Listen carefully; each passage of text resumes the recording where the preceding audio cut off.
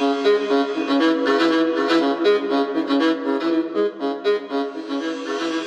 the Black Out Loud. How microcultures can transform your workplace. As workplaces become more diverse and agile, is a monolithic view of culture still fit for purpose? Or is there a place for complementary microcultures that can bring a company's values to life? By Nicola Heath. This article has been edited for audio purposes. Article begins. The traditional view of corporate culture as a single, monolithic construct is giving way to a new understanding of culture, one that acknowledges differences across teams, functions, locations, and roles.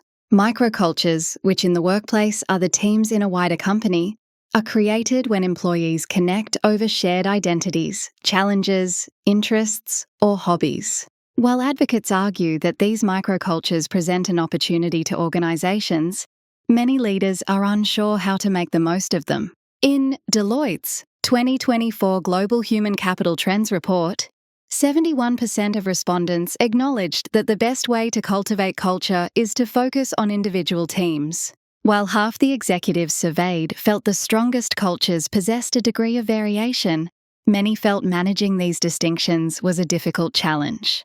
When culture fails, it can result in problems such as high staff turnover, low engagement, and decreased productivity. Fostering microcultures offers a new way of doing things. Many organisations have discovered that, rather than taking a one-size-fits-all approach, acknowledging difference can improve employee experience and lead to greater productivity. Nurturing individual team strengths, rather than ironing out differences through standardisation, promotes agility, adaptability, and innovation. These are among the most desirable qualities for organisations.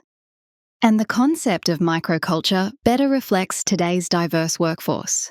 The Deloitte report says, rather than requiring sameness for all by applying a single set of norms to everyone, microcultures don't confuse fairness with sameness.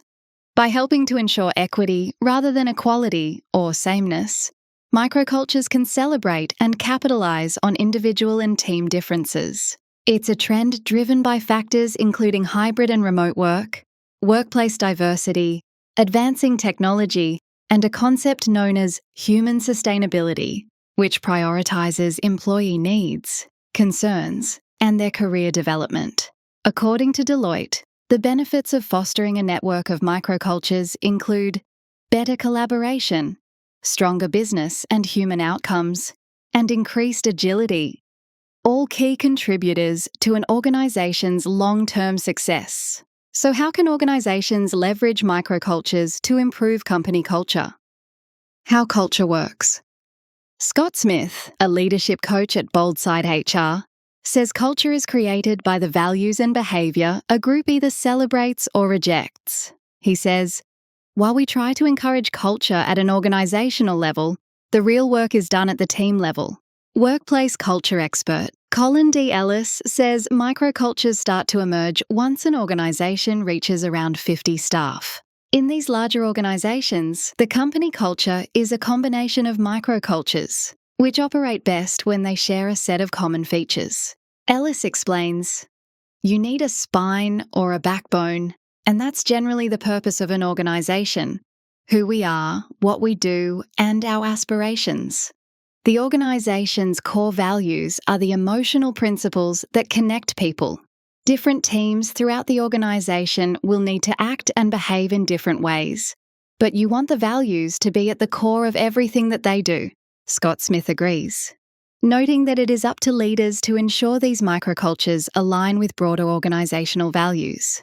He says, a marketing team might be creative and innovative and encourage thinking outside of the box, compared to a finance team that is more analytical and attention-focused. Each team is naturally going to have a different style and culture in line with its function.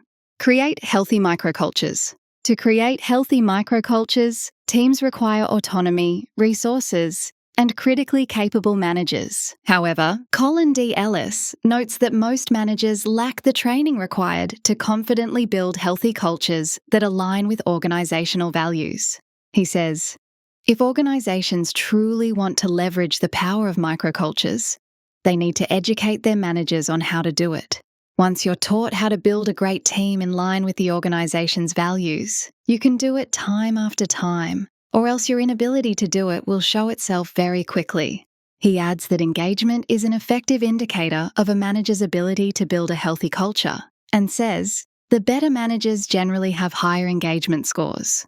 Ellie says senior leaders should praise teams whose cultures align with organisational values. He says, too often, we celebrate the success of an individual and treat them as being special when what we should be doing is holding up teams as role models.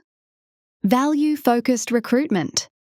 Cultural differences between teams can create issues for recruitment when expectations don't match reality. According to a 2018 survey, of the 30% of new recruits who leave within the first 90 days of hiring, 1/3 blame company culture. To reduce this costly attrition, Colin D. Ellis says interview questions should centre around values. He says that requests such as, tell me about a time when you demonstrated your integrity or when you were communicative, get to the heart of who that person is as a human being. He says, this way, organisations employ people who believe in the same things they do, but also have the skills and the personality they need for the role. Generally, your skills will get you an interview, but it's how you demonstrate the values that will get you the job.